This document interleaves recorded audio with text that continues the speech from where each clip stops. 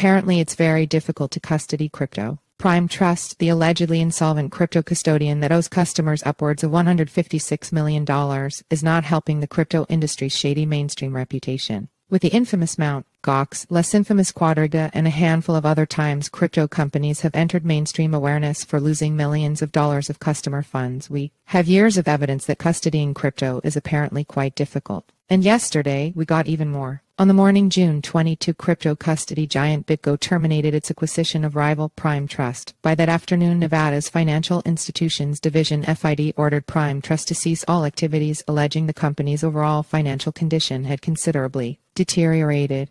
Yesterday, Nevada's FID filed to place Prime Trust into receivership. This is an excerpt from the Node newsletter, a daily roundup of the most pivotal crypto news on CoinDesk and beyond. You can subscribe to get the full newsletter here. This escalated quickly for what seems to be a good reason. Prime Trust allegedly owes its clients $85 million in fiat and has about $3 million in fiat currency on hand. The company also owes a further $69.5 million in crypto and has $68.6 million in crypto on hand. It's not just the number mismatch that has caught eyes, but also the way Prime Trust came to experience this shortfall. According to the FID filing, Prime Trust is unable to access legacy wallets. Before 2020, Prime Trust managed its customers' crypto in its own wallets. In 2020, Prime Trust migrated customer assets to Fireblocks, an institutional custody and security firm, to have Fireblocks manage crypto assets on behalf of Prime Trust's customers. Then, in 2021, after Prime Trust had turnover in its management team, it set up something called legacy wallet forwarding for clients and had funds sent back to Prime Trust's old pre-2020 wallets after issues on the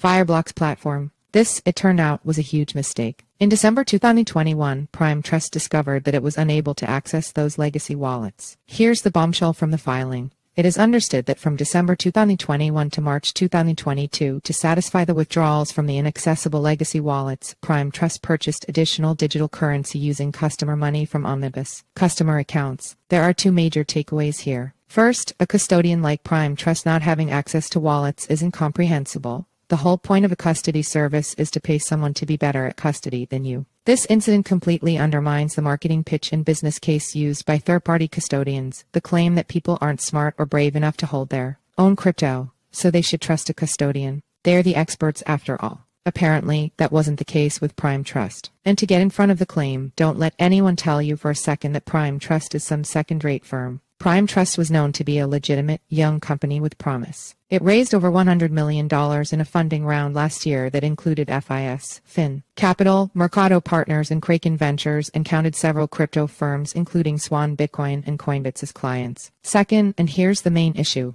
Seriously, how difficult is it to custody crypto for others? It should be straightforward. You give me crypto, I hold crypto for you. I give it back to you when you want it, and you pay me for those services. This is something individuals are wholly capable of achieving on their own in the world of self-custody. This should be a cakewalk for sophisticated companies that garner 9 figures worth of venture funding. The Prime Trust story is developing, so I'll refrain from casting final judgment until we know the full story, but there are a few things that need to be fleshed out. How exactly did this happen, and what exactly was the additional digital currency Prime Trust purchased, allegedly using customer money? Was Prime Trust trading crypto in hopes it would make up the difference and pay back customers without a hitch? If this is the case, then we enter an entirely new world for this story. The counterparty risk associated with custodians is that they might lose your crypto. There shouldn't be an additional risk associated with the custodian trying to make it back in one trade after they lost your crypto. Big picture, this is bad news, and not just for Prime Trust customers. If we're being honest, the situation sends the message that this kind of basic failure is the norm in crypto, not the exception. See also, Binance Crypto Custody License application denied by German regulator BaFin. As bad as the financial losses are, the larger problem is the apparent cover-up by Prime Trust seemingly exposed during its failed acquisition negotiations. By the way, who on the other side of that table did they think they were going to fool? And how?